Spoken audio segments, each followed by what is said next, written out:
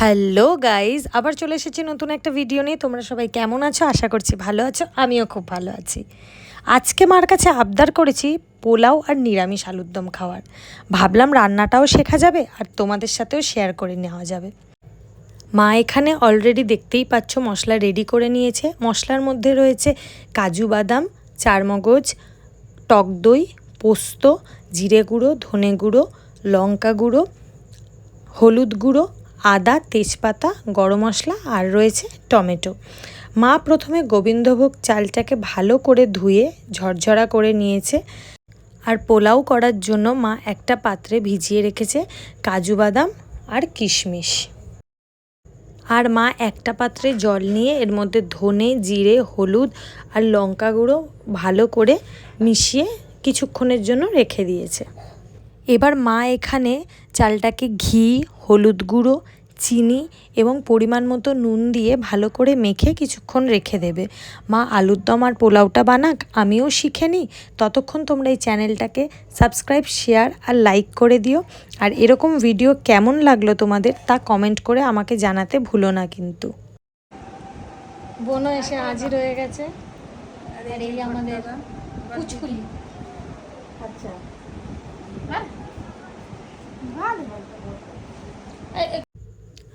এখানে কড়াইতে সাদা তেল এবং ঘি দিয়ে ভালো করে গরম করতে হবে। তারপর ফোড়ন দিতে হবে তেজপাতা এবং গরম মশলা। আর এই তেলেই কাজু কিশমিশটা ভালো করে ভেজে নিয়ে যে মাখানো চালটা ছিল ওটাও কিছুক্ষণ ভেজে নিতে হবে।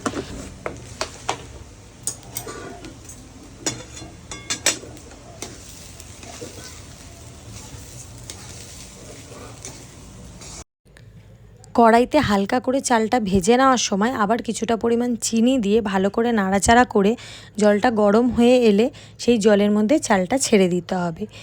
আসলে এখানে জলের পরিমাণটাই কিন্তু সবথেকে বেশি গুরুত্বপূর্ণ। মনে রাখতে হবে যতটা চাল হবে তার ডবল জল হবে। যেমন 1 কাপ চাল হলে 2 কাপ জল। তারপর জলটা ফুটে এলে আঁচটাকে একদম অল্প করে দিয়ে ঢেকে দিতে হবে। এরপরেই আমাদের পোলাও হয়ে যাবে রেডি।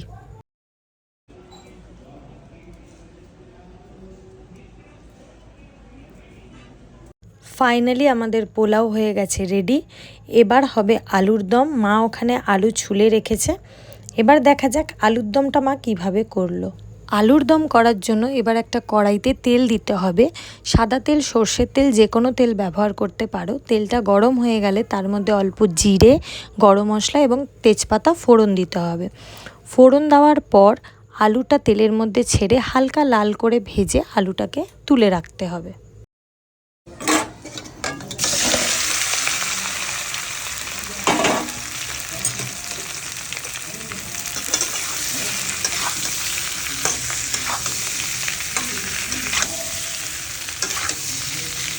আলুটা তুলে রাখার পর কড়াইতে অল্প পরিমাণ তেল দিয়ে যে মশলাটা তৈরি ছিল সেই মশলাটা দিয়ে এখানে ভালো করে কষাতে হবে। ভালো করে কষিয়ে যখন হালকা তেল বেরিয়ে আসবে তার মধ্যে কাজু বাদাম, পোস্ত এবং চারমগজ বাটা দিয়ে আবার ভালো করে কষাতে হবে।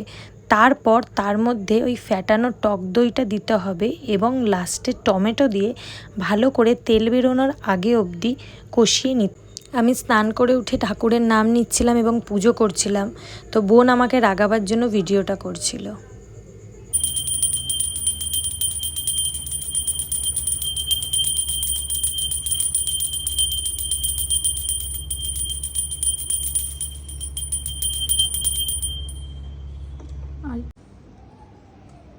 আমরা প্রসাদ নিয়ে নিয়েছি, তোমরাও চলে আসো প্রসাদ খেতে।